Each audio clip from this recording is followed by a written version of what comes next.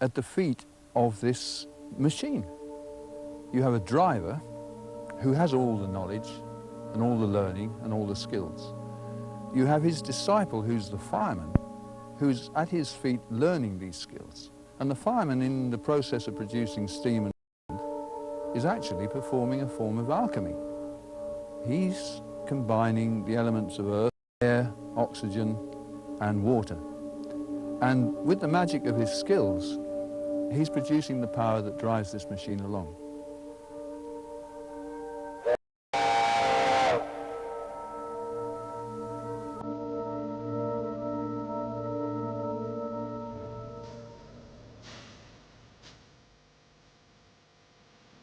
Victoria Station, London. Until the mid-50s, most long-distance travel in Britain was made by express train from stations like this.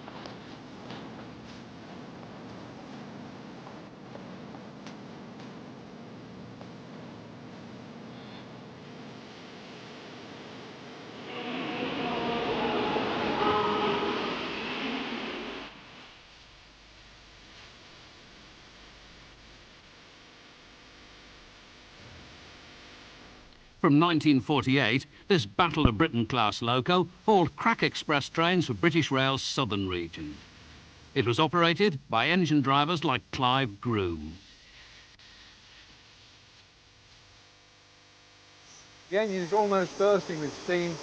I'm going to start it away without slipping if I can. I've got power to unleash here through this lever. The guard has just given me the tip.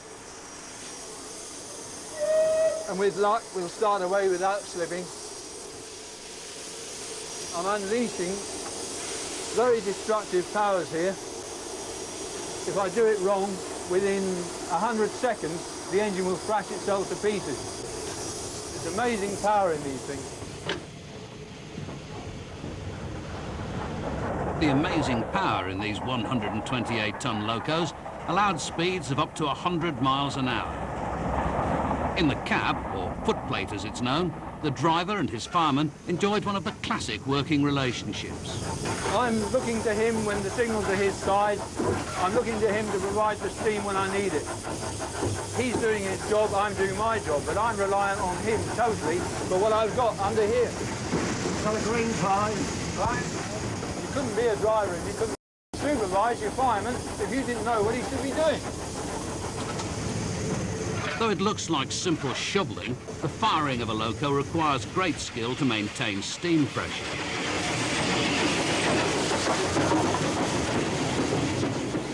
The pressure has to be such that you've got power under the regulator when you need it, and the heat of the steam, which is called superheat, depends on the colour of the fire. So we can get 750 degrees Fahrenheit in the steam if we've got 2,500 degrees Fahrenheit in the fire. It all depends on him.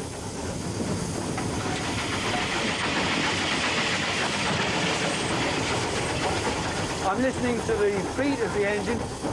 I'm listening to the rail joints for my speed. I don't necessarily rely on the speedometer up there. In fact, in the early days we had no speedos. We did it all by sound.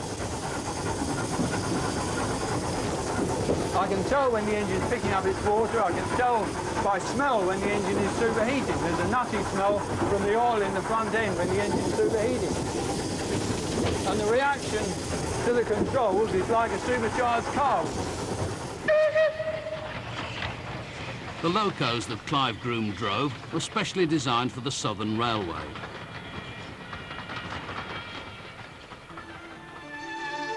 On the Flying Scotsman was one of a fleet built from 1922 to haul passenger express trains from London's King's Cross to Edinburgh. Cylinders and enormous boilers, they should have been Britain's fastest locos. But early models were dogged by poor steaming. Designer, Nigel Gresley, the engine of a rival railway, the Great Western.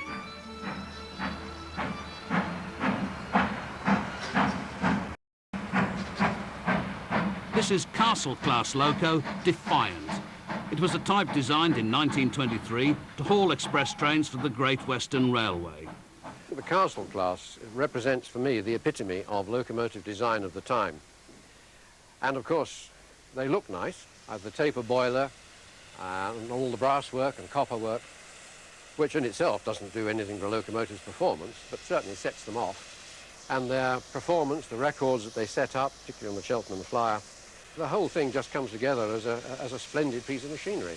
I think they're wonderful.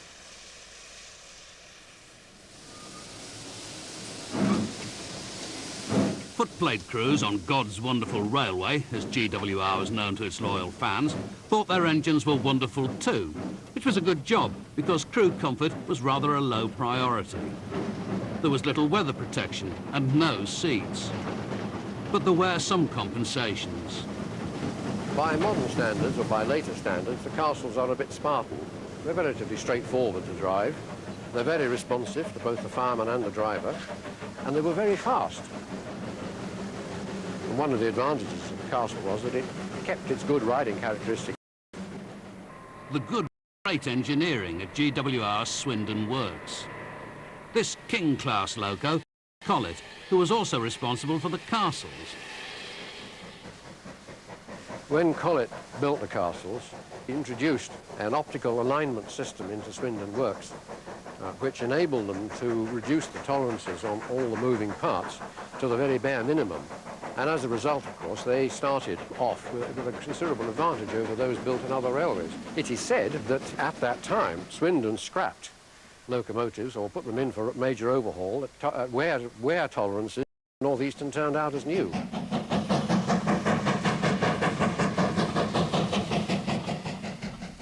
It was this spirit of railway rivalry that contributed to Nigel Gresley's understanding of the steaming problem in his own Flying Scotsman. In 1924, at the Wembley Empire Exhibition, the best of the Great Western stood in the Palace of Engineering near the beautiful but still technically flawed Flying Scotsman. And the two stood side by side in the exhibition hall, presented, of course, all gleaming and polished. And people remarked that although the Great Western had said quite truthfully that the Castle was the most powerful locomotive in Britain, it was a very much Flying Scotsman. And I think the result of this was to sharpen the minds of the railway fraternity in particular. The two railways swapped locos for running trials, and the smaller Castle trounced Gresley's engine. However, the real winners were Gresley and the LNER. Gresley studied the superior steam circuit of the Castle, and with this knowledge transformed his own already good engines into a 20th century legend.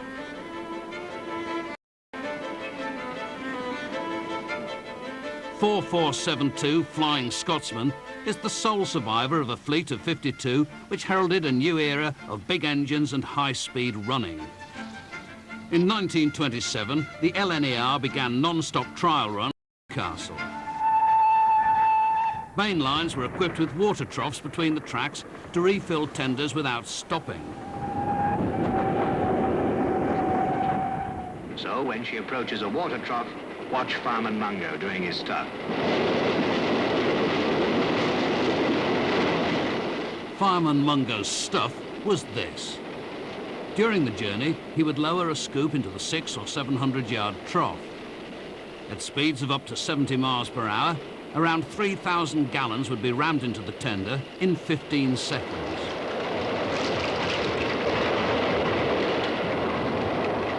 But really long non-stop runs, say to Edinburgh, would raise a new problem: crew fatigue.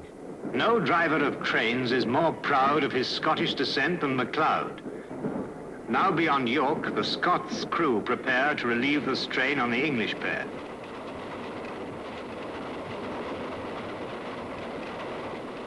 Gresley's simple but effective idea was to allow a relief crew from the train to walk through an 18-inch wide corridor in the coal tender and onto the footplate.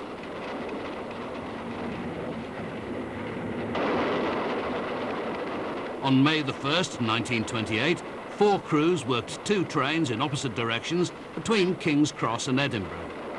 At nearly 400 miles, it was to become the world's longest scheduled non-stop run. Leaving from King's Cross at 10 a.m. every morning, the Flying Scotsman provided services on board that became a benchmark for luxury rail travel.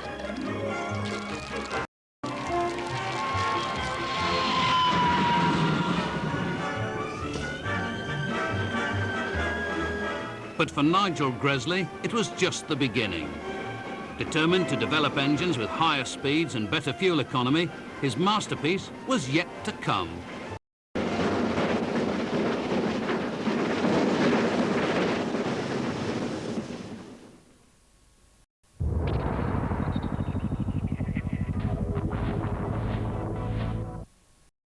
About the day he broke the world speed record for steam. The Silver Link was the finest engine I ever rode upon. I didn't know the speed we were doing. They had a speed recording machine time. I judged it to be about 90 miles an hour. Just beyond Biggleswade, Mr. Gresley comes through the corridor and shouts in my ear, "Ease your arm, young man. Do you know you touched 112 twice? Go a bit easier." It was completely different to the teak trains which the LNER had produced for the Flying Scotsman and everything previously. It was coloured in silver, and the external effect of the train was totally different to the normal train that was running on the LNER at the time. It charged a supplement, I think, of 5 shillings for people to travel on above the normal fare, and the supplements covered the cost of the construction of the train in a very short time. The streamlined trains were put on to give business people in Newcastle originally a day in London to do some work and return the same day. At the launch of the Silver Jubilee service, Peter Townend was only 10. But 20 years later, he was to find himself in charge of Top Shed, that kept nearly 150 locos on the rails.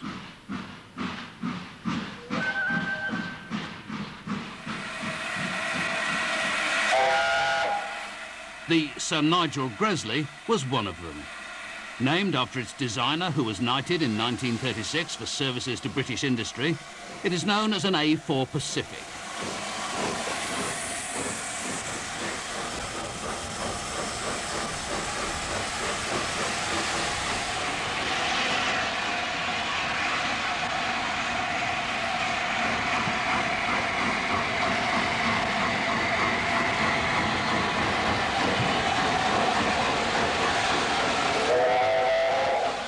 In the mid-1930s, the fad for futuristic streamlining was at fever pitch.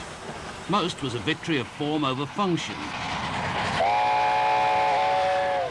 Not only were the A4s aerodynamically successful, but they helped solve the engine driver's nightmare, drifting smoke. You must be able to see the signals ahead down the long boiler. His vision isn't very good at the best of times, but you can't see anything if the smoke is beating across from the side wind and obscuring the view from the cab. In the belief that the streamlined shape would help lift the smoke clear of the cab, Nigel Gresley tried different shaped models in a wind tunnel. But nothing worked until Eric put his finger on the problem. The technical assistant, Eric Bannister, who was involved in the experiment, was actually holding a plasticine model in his hand, and he held it with his thumb behind the chimney and made a depression behind the chimney by mistake. And they put the model in the wind tunnel and found for the first time they'd succeeded in lifting the smoke clear of the cab.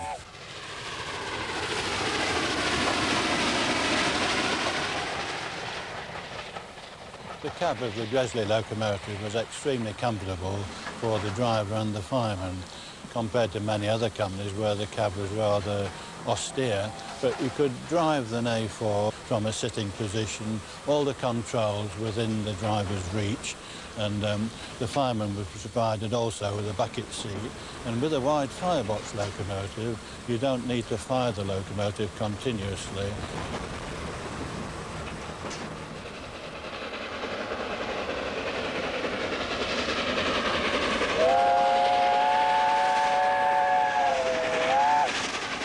For the next 2 years, Gresley's streamlined A4s dominated speed records until arch rivals, the London, Midland and Scottish, rolled this out in time for the 1937 coronation. It was one of the most powerful locos ever built in Britain.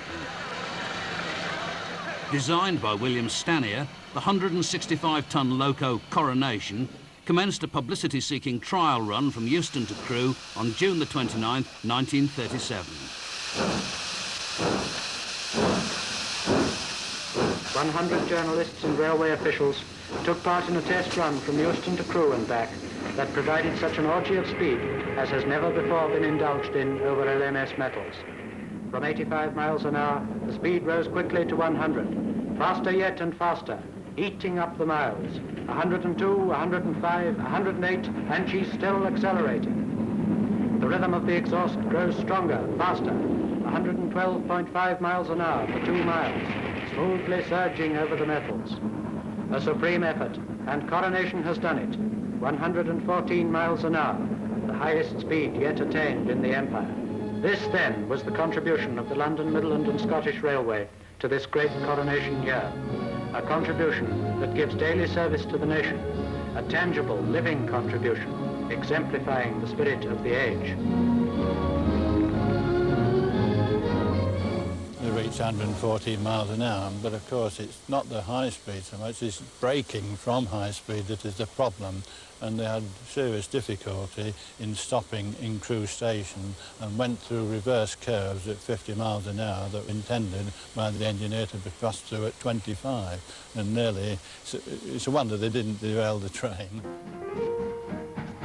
Speed records mesmerised the 1930s public and inevitably had led to reckless running.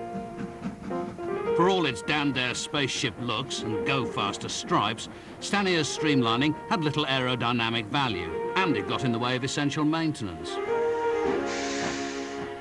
Within 10 years, the outer casings were scrapped. All that remains of these good-looking locos in their original form are these fragments on film.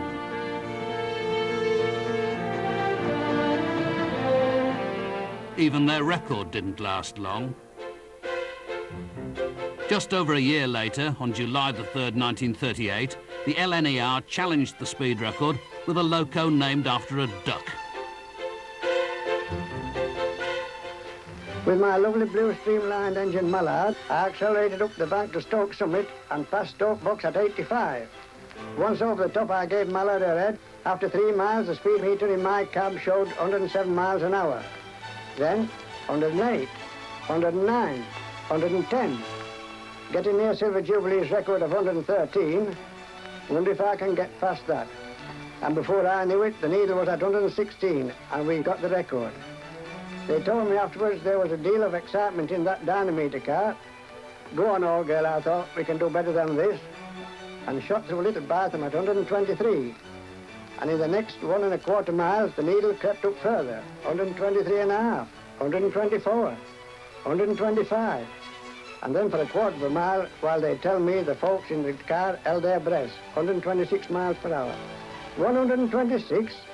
My mate, Tommy Bray, you've done it, you blighter. The blighters on Mallard's footplate had done it. Flashing through the English countryside, they set a world record for steam forever and turned Mallard and themselves into national heroes. Yes, I've driven many important trains, but never with the thrill I got on the 3rd of July, 1938, when for Mallard and me, the world really did go by. It went by like a flash. War ended the thrilling years of the speed records, and afterwards the A4s became the property of the newly nationalised railway system. Through the austerity years of the 1950s, steam was still cheaper than diesels.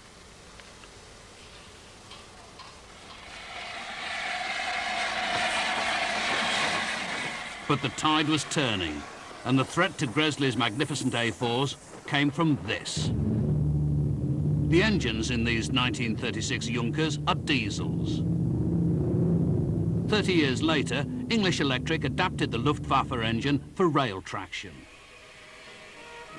In the black and white world of 1955, the sky blue diesel Deltic was the shock of the new.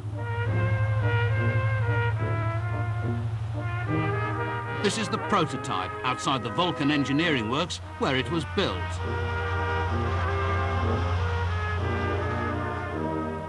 At 3,300 horsepower, there was nothing else that remotely, as a production type, came anywhere near it.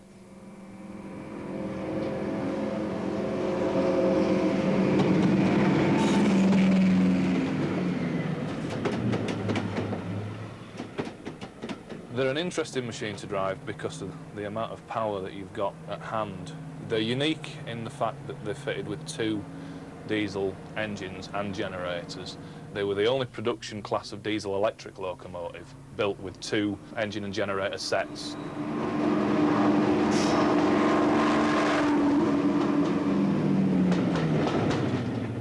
The good thing about the driving position in a Deltic is the all-round good visibility, which you didn't really have on steam.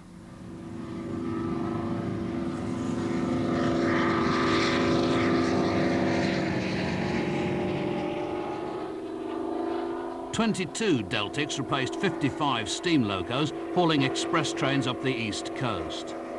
The Deltics brought an end to an era that had lasted 150 years. What a contrast the clean diesel-electric makes compared with the old, smoky, coal-burning locos. For a while, the smoky coal-burning locos shared Britain's railways with the new diesels. The southern region of British Railways ran these light Pacifics until 1967. But all that remains now are the much-loved survivors and the memories of the men who drove the cream of Britain's fast trains. The expense of the machinery that was put into the hands of these quite simple, unlettered men was extraordinary. The locomotives were not only lethal, they travelled at quite considerable speeds, they cost an awful lot to build, and the men in charge had no one to supervise them. They were the largest body of unsupervised men in the country, some 70,000 drivers and firemen at one time.